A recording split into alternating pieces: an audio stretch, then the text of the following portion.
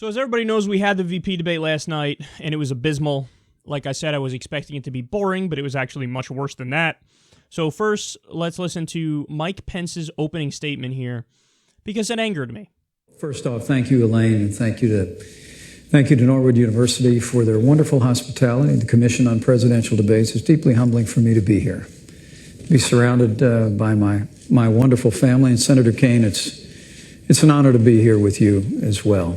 And I also want to say thanks to everyone that's looking in tonight, who understands what an enormously important time this is in the life of our nation. For the last 7.5 years, we've seen America's place in the world, and we've seen an economy stifled by more taxes, more regulation, a war on coal, and a failing health care reform come to be known as Obamacare. And the American people know that we need to make a change. And so I want to thank all of you for being with us tonight. I also want to thank Donald Trump for making that call and inviting us to be a part of this ticket. I have to tell you, I'm a small town boy from a place not too different from Farmville.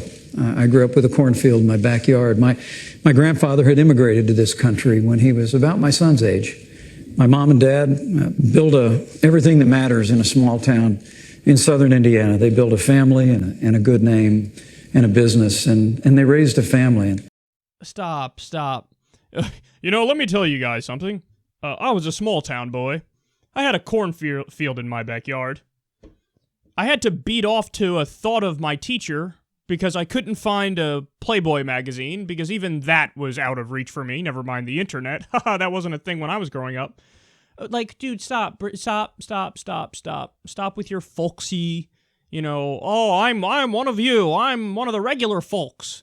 Let me tell you, I did some farming, so I'm qualified to be the vice president. The fuck, stop it. Okay, this breed of politician has to go away.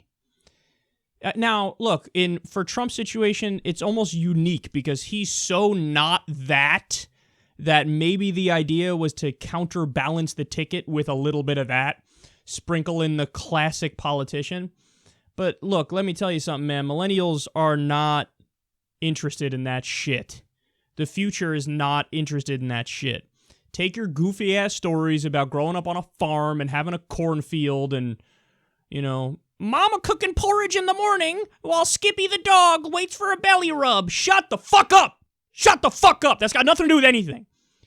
So enough with that. Let's be real. Let's be serious. Let's be adults. Let's talk about policy.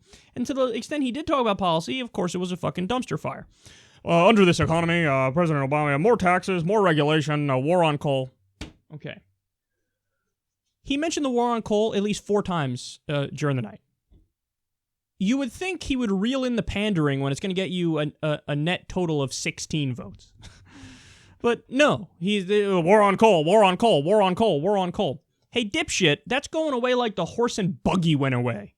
Okay, that's these kinds of energy sources, whether it be coal or natural gas or whether it's the big oil companies who control our politicians, we have to transition away from that as a result of climate change. I mean, again, you could argue as fervently as you want that the Morse code machine needs to come back, but at a certain point, you look ridiculous. So I get it. You're the party more of that ideology and that philosophy of let's hold on to the good old times, but you got to pump your brakes because you go too far and you make it too obvious. Oh, more taxes. President Obama, more taxes. Okay, are you going to bring up the fact that he cut small business taxes over a dozen times in his first term alone? No. Are you going to bring up the fact that, in fact, the only people the Obama administration raised taxes for was who? People making north of $400,000 a year. You got nothing to say about that. Are you going to bring up the fact that the regulation you're referring to that Obama implemented is actually Dodd-Frank? Now, Dodd-Frank has 1,000,001 problems. But guess what? The biggest issue with it was it didn't go far enough. Not that we shouldn't have done it. So everything is just misleading and off.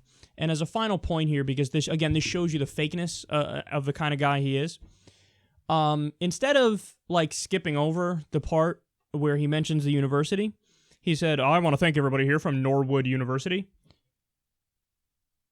That's not a university.